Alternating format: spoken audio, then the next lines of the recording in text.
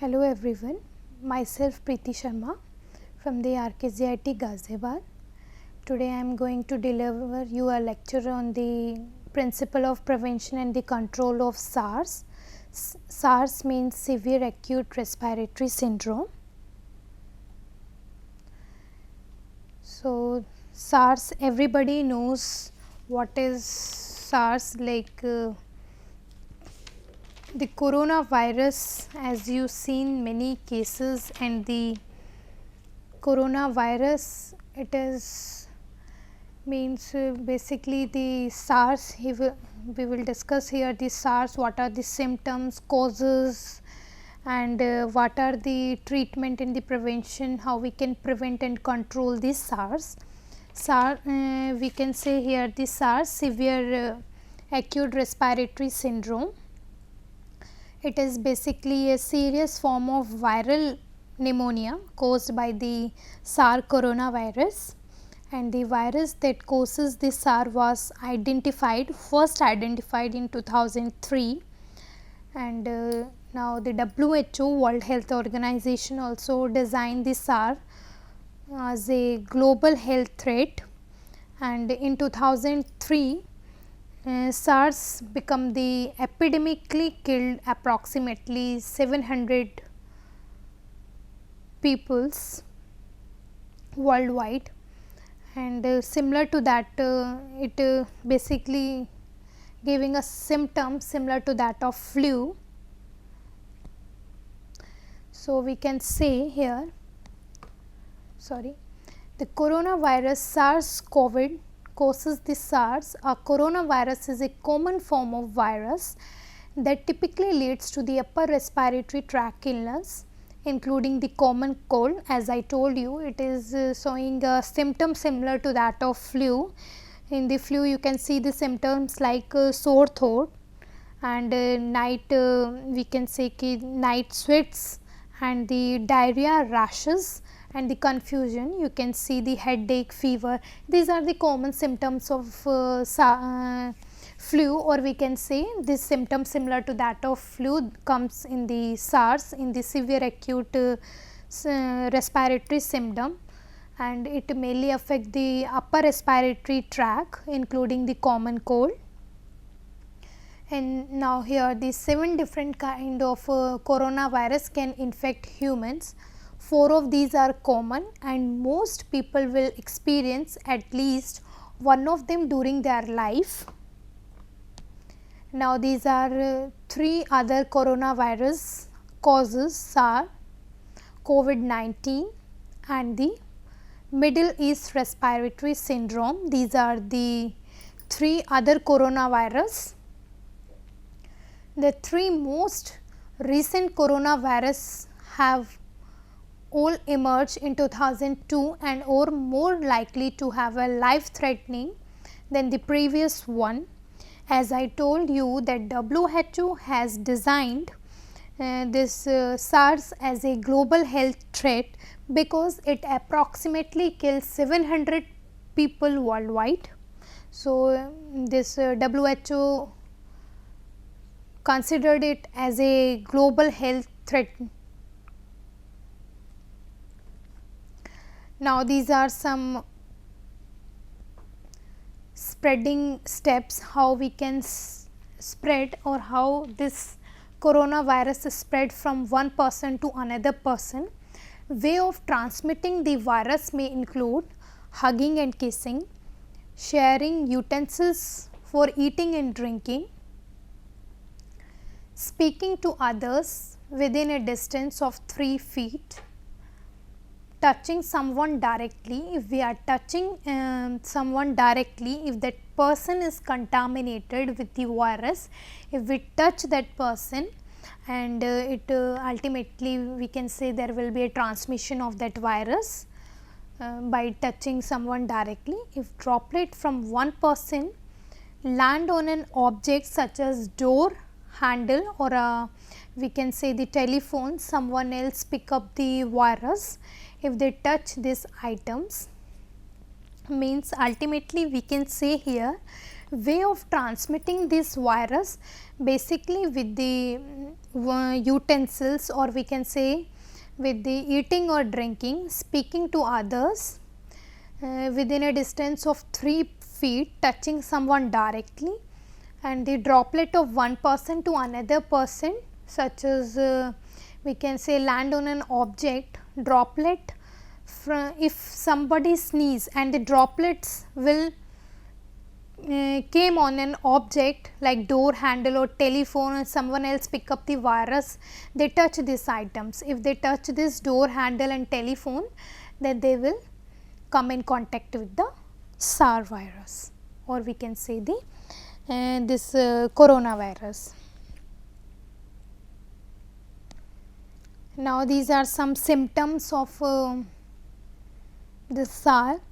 First one is ache, body ache, or we can say body pain and headache, chill, diarrhea, rashes, fever. Diarrhea in 10 to 20% of people we can see, chill, fever, sore throat, body ache, night sweats, confusion. These are some symptoms which can be seen during this SARS. Now, here the incubation period, you can see here after 7 to 10 days the person might notice this symptoms.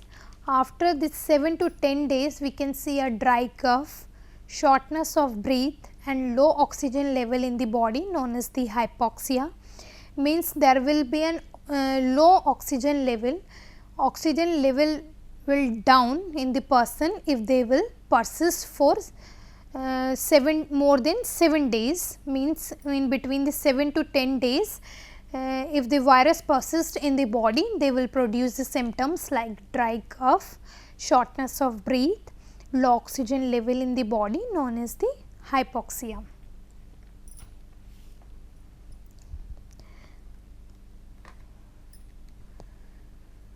And it basically spread with the infected person's sneeze or with the cough and having a contact with the body fluids. If the person is contaminated with the SARS. Now, this is a causes of SARS. SARS was a zoonotic disease, meaning it was animal origin but passed on to humans. It is animal origin, this SARS is an animal origin but passed on to the humans. The Center for Disease Control and Prevention note that 75% of emerging infectious disease come from the animals, including rabies and the Ebola. Ebola is a virus. Most zoonotic disease originate in wild animals rather than the pet or the domestic animals. Here you can see the CDC, means Center for Disease Control and Prevention, noted that 75% of infectious disease may transmit from the animals. Means this SARS introduced into the human population with human populations with the animals. We can say from the animals only this SARS introduced into the human populations, including the rabies and Ebola virus. Most zoonotic disease originate in wild animals rather than the pet or the domestic animal. Some animals can carry a virus without becoming sick because their bodies are acclimatized and acclimatized to the virus, and this fact means they are likely to have an immunity.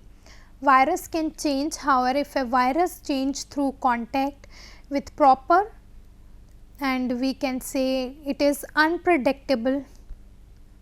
Means this some animals is carrying this virus, but they are not sick because their body is means we can say their body is preparing the antibody against the particular virus. So, the animals is carrying that virus, but they are not sick because they have immunity to fight against that virus.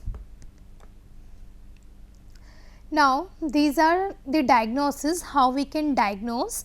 According to the WHO, for the diagnosis of SARS, a person must have all the following, and this means a fever of at least 100.4 degree Fahrenheit, or we can say 38 degrees Celsius, and one or the more symptoms of lower respiratory tract illness such as cough, there will be a shortness of breath and the difficulty in breathing. Radiography evidence to suggest the pneumonia. Radiography evidence here means analysis of we can say the individual on the clinical cases, analyzing the individual on the basis of clinical cases, that is called radiography evidence to suggest the pneumonia, and no alternative diagnosis to explain the illness. There is no alternative to diagnose or to explain the illness. Now, we can say here the treatment. SARS is a reportable disease and a medical emergency. During the 2003, we can say there will be an outbreak. People with SARS in the US did not need to enter the quarantine. Means after laboratory testing, basically we have seen after detecting the or after diagnosing the nasal and the throat swab, or we can say with the help of blood sample, there will be we can say we can diagnose with the help of throat swab or the nasal, with the nasal diagnosis here, the nasal and the throat sample, blood sample and throat swab. With these samples we can diagnose the SARS. Now, the treatment, there is no confirmed treatment that work for each and every person, but there is some antiviral medication and the steroids we are giving to prevent the lung swellings, but it is not effective for each and every person. SARS, we can say there is no confirmed treatment, yet there will be a no confirmed treatment, but for each and every person there is no confirmed treatment yet, but antiviral and some of the steroid medication we are using to reduce the lung functions, or we can to reduce the swelling of the lungs, but not effective for every person. And sometimes we are giving a supplement of oxygen and ventilators if there will be necessary, or we can say prescribe, we can, if a doctor prescribe that you have to give the supplement of oxygen and ventilator in the emergency case, then we are providing this to the patient. Best way we can say for the transmission of this SARS is wash your hands frequently, but as I told you that no drug including antibiotic appear to be effective against SARS. Instead, the healthcare providers offered supportive care including the use of medication to relieve the symptoms such as fever and a cough. In the hospital, some people needed a ventilators to help them breathe. As I told you that supplement and the oxygen is required in the emergency case.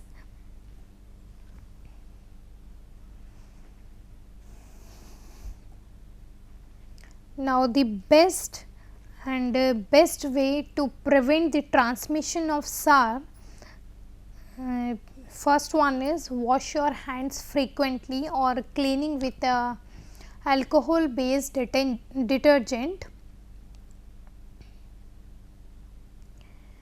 Means we have to focus on washing the hands. If we will wash our hands frequently, then we can reduce the, at least we can get some, or we relaxation on the. Now the next is avoiding touching the eyes, mouth, nose with unclean hands.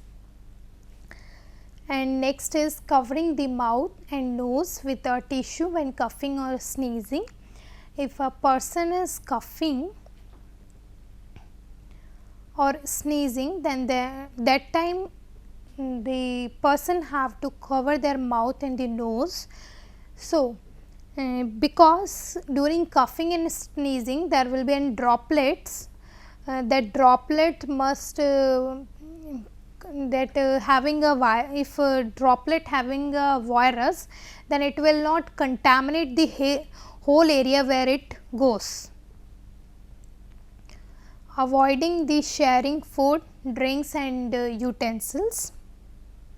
Staying at least 3 feet away from the other people. You can see here that staying at least 3 feet away from the other people means at least 3 feet we have to be away from the other people, and most focus we have to give here on covering the mouth and nose with a tissue when coughing or sneezing. If a person is sneezing or coughing, then it should cover their mouth and nose. Here I given the most important is washing hand frequently. We must focus, we all have to focus on washing the hands with the sanitizer, with the, or we can say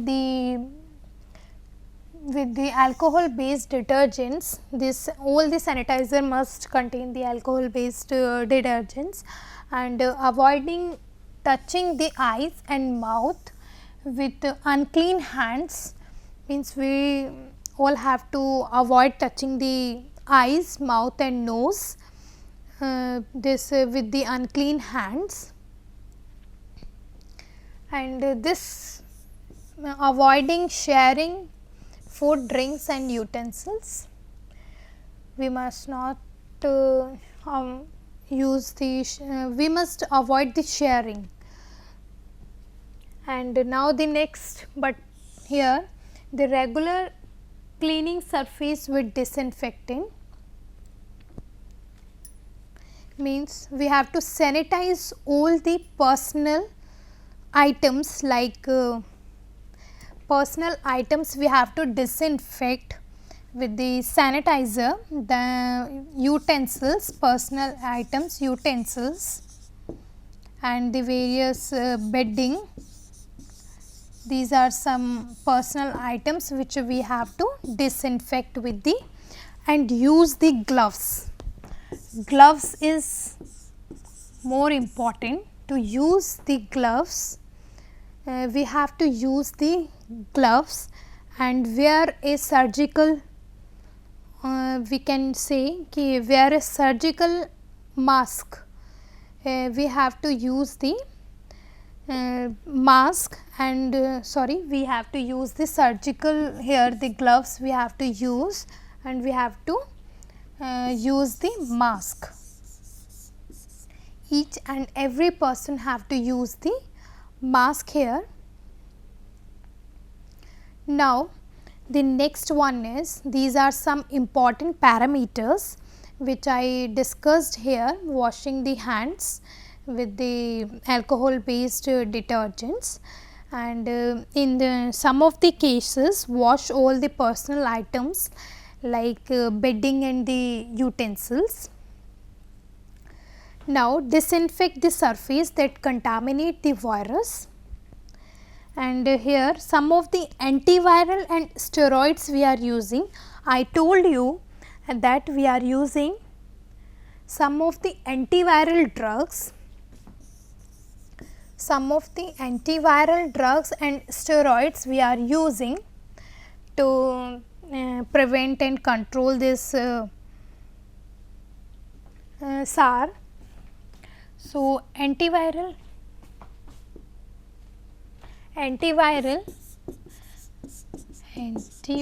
therapy, or we can say the antiviral drugs, and another one is steroids. These are some drugs which is giving to reduce steroids, and this is giving to reduce the lung swelling. Steroid basically given to reduce the swelling. Some of the antiviral drugs which work against this SARS, that is antiviral drugs, we can say the like oseltamivir, ranitidine. Sorry, ranitidine is not come under the antiviral drug, that is amantadine. These are some antiviral drugs which can be given during the SARS. And here the most important prevention which I told you before, that WHO recommended isolating the patient and using barrier technique to prevent the spread of the virus, including the filter mask and the goggles. Means we have to this is a reportable disease and a medical emergency. During the 2003 outbreak, people have to use all these barrier techniques to prevent the spread of virus, including the filter mask and the goggles. And the major and the most important, we can say here, the risk factor that increase the contracting of a disease, including when we come in close, means the risk factors that is associated with the SARS. It is when we come in close contact with the person which is particularly diagnosed with the SARS. And history, you have seen to travel from one country to another country. If a person is traveling from one country, that as all knows that there will be an history of traveling from one country to another country, then there will be an risk factor or the major risk factors. This one we can say traveling is the major risk factors. And now the next risk factors, if the person is diagnosed, or we can say the example of any patient, if any patient is diagnosed with the SARS, then the normal person should not come in contact, close contact with that person.